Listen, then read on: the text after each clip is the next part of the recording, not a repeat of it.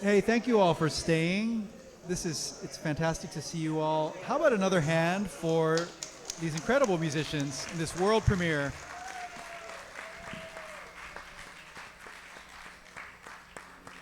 Once again, my name is Nate Chinen. I am honored just to be on stage with these individuals and basking in this music as you all were a moment ago. So spirit-filled, so open-hearted, and just a really exciting and revealing evening. And I thought I would begin with a question about the ensemble, because this is an unconventional assemblage of artists. And so maybe this question begins with Matthew, but then I want to open it up to all of our composers too. How did this instrumentation come to be? And then for everyone else, like, what possibilities did it open up for you when you realized, okay, this is the palette that I'm working with? I would say it was driven by the artists you see on stage. We didn't have a preconceived notion of specific instrumentation, except we wanted a rhythm section, a bunch of horns, a poet or two, and so these are the people we wanted to work with. And we went through this whole curatorial process with Helen Haynes to kind of cast this project with the artists and thinking about their specific voices, their aesthetic, what motivates them, their backgrounds, trying to have a diverse range of musical styles and approaches to composition and approaches to performance. So it was sort of, it wasn't as if we started with like, we need specific instruments and who will play those. It was, who are the artists we admire most and whose voices would be important for this project? Who can speak to the palette? Like, who got excited when they realized, oh, this is what I'm writing for? This is what I have to work with? Who wants to take it? If not excited, who was scared? Well, I'll just say, that I was very excited when Matt called me and talking about the incredible PRISM Quartet. I work a lot with the natural overtones of my instrument. And one of my favorite inspiring books is a book about saxophone natural overtones, Sigurd Rascher. And that's kind of like the intellectual side. But then the emotional side is that when you listen to John Coltrane, that's all he's doing is natural overtone. I mean, not all he's doing. But the natural overtones, the cry. And I thought about the cry of Jews and African Americans and this kind of united cry. And then that's how that piece was born. And then I said, you got Diane and Susan and, and just people who could jump in and of course, having, and Tyshawn and Ruben and, and Dave Gilmore and everybody who could dive in and then just like play and embroider this. But that was the core thing, was that timbre. Well, I was scared. I was petrified. Okay, this is the PRISM string. This is the PRISM saxophone quartet we're talking about, and it was just like world renowned and all of that. And I was so moved when Matt called me and asked me to be a part of this. Seriously, I was so just honored, really, and so. I'm a string player, for crying out loud. What is a string player going to do? So, okay, so I was thinking about it, and I was talking to a friend of mine, actually another klezmer player, Hank Snetsky, and and I was sitting down to him, I said, Hankus, you got to help me write for saxophone. He's a saxophone player, of course. He's a famous klezmer person, and he said, don't worry about it. Just write for a string quartet and then transpose it. So it worked. That's what I did. Within about a minute of your piece, which opened the program tonight, I had this thought like, oh, it's a band. You know, what you all created together, like it sounded like you had been working together for a long time. I know that's not the case. This week, as you were digging into this material and really kind of forming this, you know, cohesion as an ensemble, was there a moment when that sort of clicked, or was it like, you know, what was that process like, finding that unity together this week? Well, that's a different question at the end. What was it like finding the unity? I'll take that one. All right. All right. Because I think that's like my particular kind of beloved family part in this. We're all an instant family now, with all the fear, all the trepidation, all the, you know, are we doing the right things? What are the right things? And in this moment in time, you know, we all cared about this moment in time and what we were doing, what this was 6 years ago, whenever, 700 years ago, when you started talking about doing this project. Yeah, the unity that I saw develop in the creativity, the collective, collaborative creativity that was happening, it studied and in the instant, and changes, all the changes, and all of the support we all gave each other. And I just want to say my piece, my poem, it was let us gather all together, can we? And nothing was planned, and everyone gathered all together with me. And that's how that happened. So I like to give honor, respect, recognition to how we all really, truly gathered together in unity.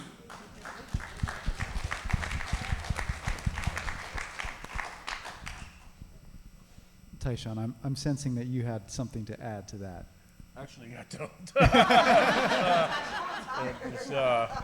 Yeah, I mean, just it's just amazing having such a long time connection to this music and being able to, you know, present this in front of you all, because I'd never get opportunities to do something like this. And so I want to thank Matt again for bringing me on board for this project, because to me, when I got the call to do this, this was totally a no-brainer for me. I mean, I've studied this stuff. I mean, I've studied this stuff for quite a long time, and just, you know, listening to a lot of recordings, a lot of legendary recordings, everything from klezmer music to cantorial works, classic cantorial works that, you know, are masterpieces, you know, and it's just, you know, and getting familiar with liturgical music and becoming interested in that, and just, you know, having the background in all of these musics, and you know, having an opportunity to merge that with Black American traditions, music traditions. It's fascinating to be a part of something like that, and I couldn't be more grateful to, you know, be involved in something like this, especially at such a critical time, you know, and on this planet. So it's an honor for me.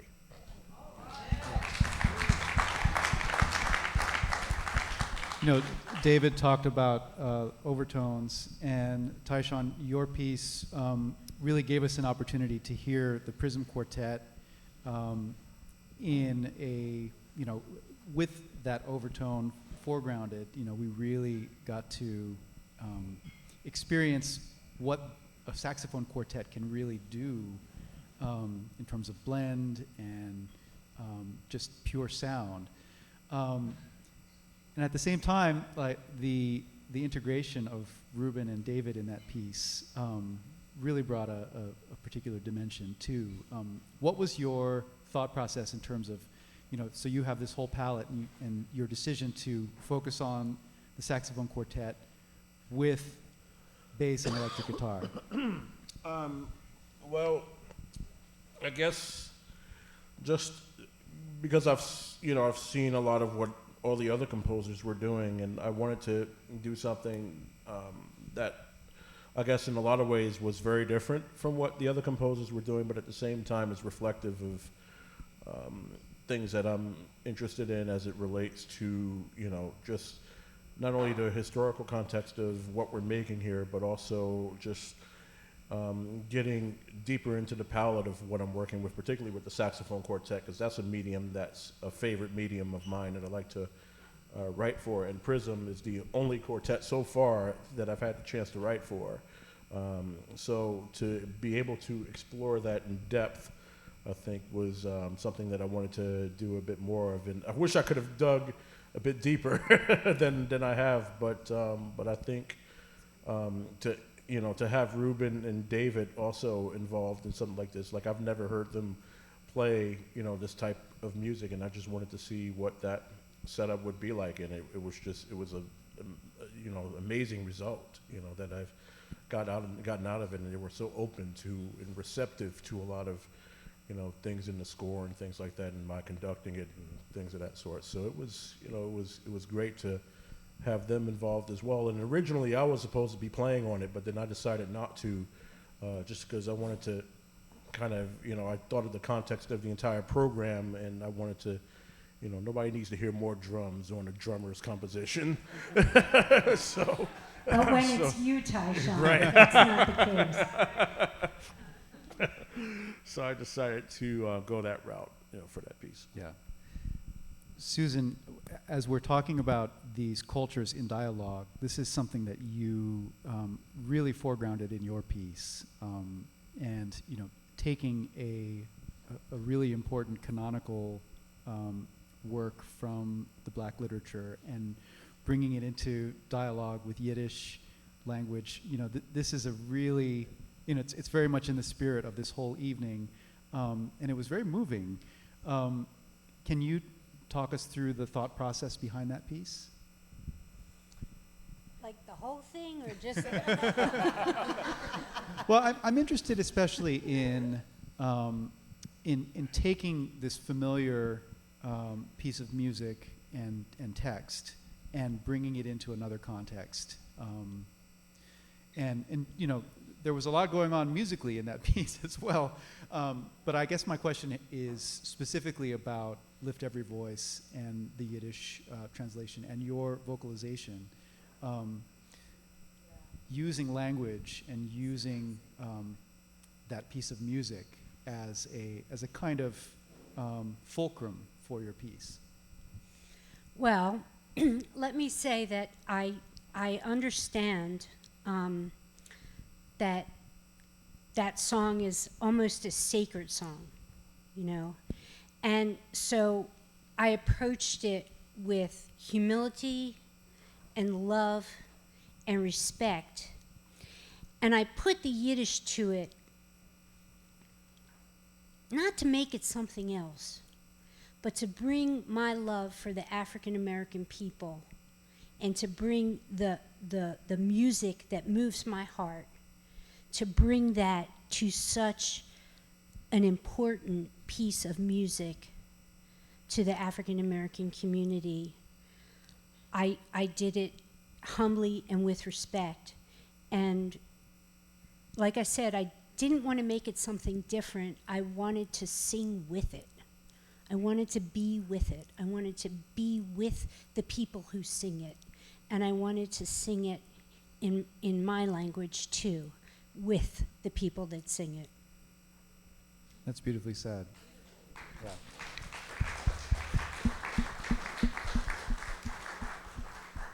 I'd like to ask about cultural identity as this shared experience for artists in both the Black American tradition and the Jewish American tradition.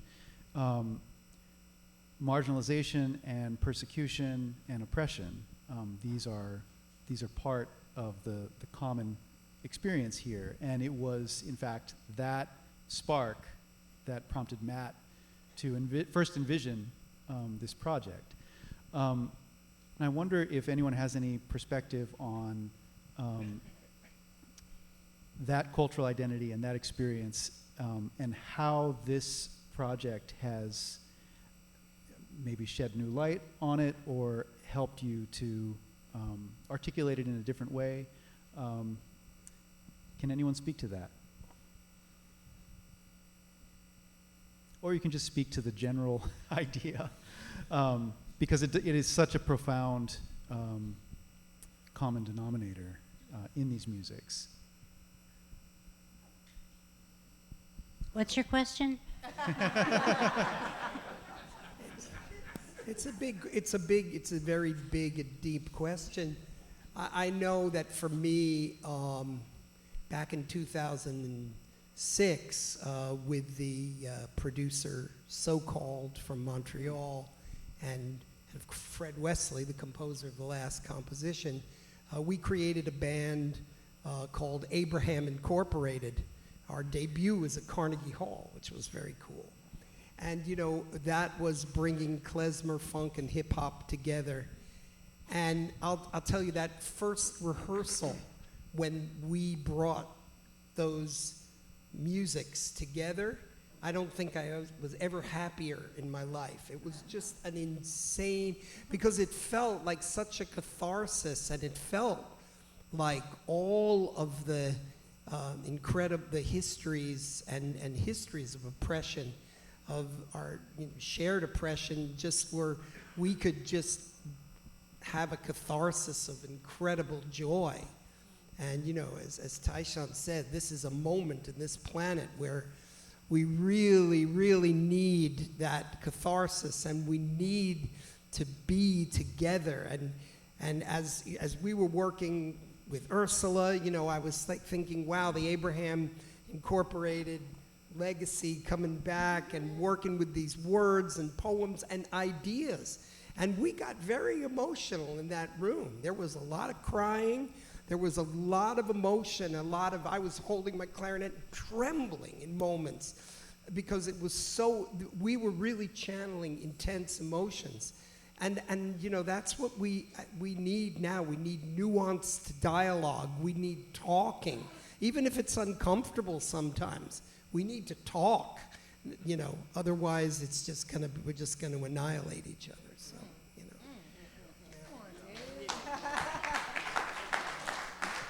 I think that openness that you're describing, and the willingness to go there was evident throughout the entirety of this performance. You know, there was a lot of, speaking for myself, there was a lot of love on this stage, and there was a lot of courage, you know, to really go there.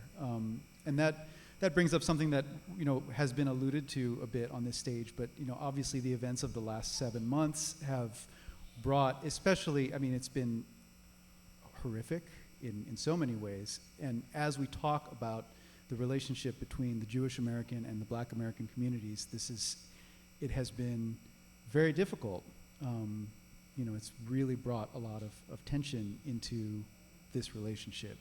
And so I wanted to ask Yotam in particular, because your piece and Myra's piece both reference the word Zion really meaningfully and intentionally. And you have a really international perspective culturally, and I wondered if you could reflect on your invocation of the idea of Zion in your piece, and what it means in this moment with this group of artists. So in my piece, we hear a spiritual, an African-American spiritual called the Old Ship of Zion. And the meaning of Zion means different things and also similar things to African-Americans and to Jews and to Israelis. And so I came to America when I was about 10 from West Africa, and I didn't know anything about the history of Black people here, but I sensed that there was a very big difference between the Africans I had known and Black people in America. And it took me many years to learn about the dark history of African Americans. And I think that the word Zion means something similar in the sense that it means going to a place of peace, a place of home. And that felt to me like something that would connect me to African Americans, and I felt a kinship to African Americans. And I was very dismayed and disappointed to learn that brotherhood that I thought was just so easy that one could just fall into as a Jew is not always there, that there's a lot of strife between the black and the Jewish community in America. And, that's part of life. I sense that we need to just make those personal connections, one against one with one. That's how we solve these issues. I can tell you a little personal anecdote that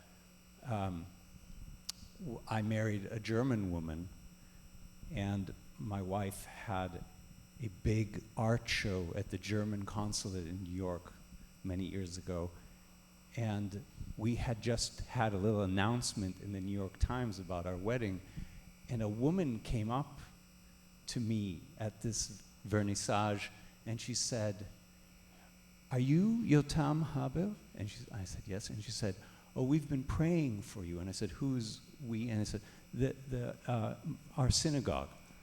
And they said, "Well, you are doing exactly what the Nazis wanted by marrying this woman." And she was all the way on the other side of this huge exhibit, and there was a sea of people. And I was aghast, and I couldn't say anything. And then I saw her turn and cross the sea of people to my wife. I couldn't hear, but I could see my wife speaking. And it was like in slow motion. What would happen? What would she do? Very strong woman, my wife. And I just saw this woman talking to my wife, and then my wife just embraces her and gives her the most loving hug. And hours passed, and everyone went home, and I came to my wife, and I said, "Did she talk to you about this whole Nazi thing?" And my wife said, "Yeah, I just told her I think you need a hug."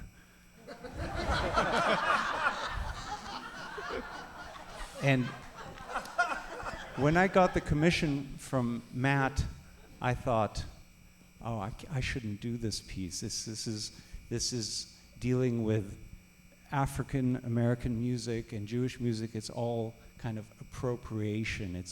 I shouldn't be dipping my toe into someone else's tradition and someone else's culture, and I should stick to what I do.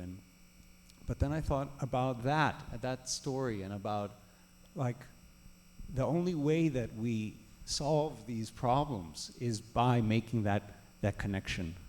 And empathy is what makes us human beings. And trying to imagine what it is to be in the shoes of someone else is what makes us human. So, no, it's not our music, but that makes it more interesting that we're trying to imagine what these musics are when we put them together. Yeah, that's so beautifully said. And all of those synergies are present in this music, and I'm not sure that I can steer us into a better place than that. Does anyone else have any thoughts about, having now had the first performance of your pieces, are there any other reflections on the journey to this point? What's ahead? You have another performance tomorrow night. Any other thoughts from any of our composers? I would just say that the process of putting this together meant that we all had to be vulnerable and open to understanding different perspectives and developing empathy and being students of one another, to learn traditions. I actually know a lot more about funk than I do about klezmer music. So, like growing up. So I'm learning traditions within my own culture that I didn't know. The soundtrack of my childhood was Breakwater. And some of them were here tonight, actually, which is Philly's great R&B band. I think we can learn a lot about ourselves through these relationships and each one of our perspectives, So that for me was the sort of high point of this project. the individual relationships that we've developed and the understanding of one another. I want to say one thing. Please. Because I bugged everybody. I bugged Helen, Matt. I'm the raucous poet that says it all. I'm like, what am I going to say? Ah, the angst I have felt on the approach to this thing. I will not lie. All right? Laying in a thinking, overthinking, calling, making calls, asking questions, polling people. I was just like, you know, trying to do the whatever the right thing. I think we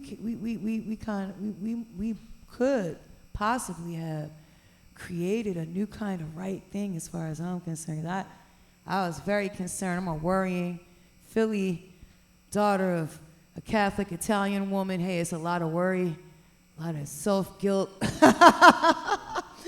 You know, I want to, I think I will always be, like in this moment, the one of us that gives a look and tells you all how hard we worked as human beings together without knowing each other, most of us, intimately and personally. And now, yeah, we might not know a whole lot about personal lives. Well, you do. I mean, my poem told a lot. But I just kept saying wow when everyone was coming back from the stage after the lab. I'm just like, wow, wow, wow, wow. So that is my consensus. Wow. Yes. Yes. Well, I will echo that thought. Wow, what an amazing evening. Thank you all for being here, and thank you especially to these amazing musicians and the musicians who are backstage. Generate music. Congratulations to all of you, and man, I can't wait for the album. But thank you, Thank you so much. and good night. Thank you. Thank you. Wow. Wow.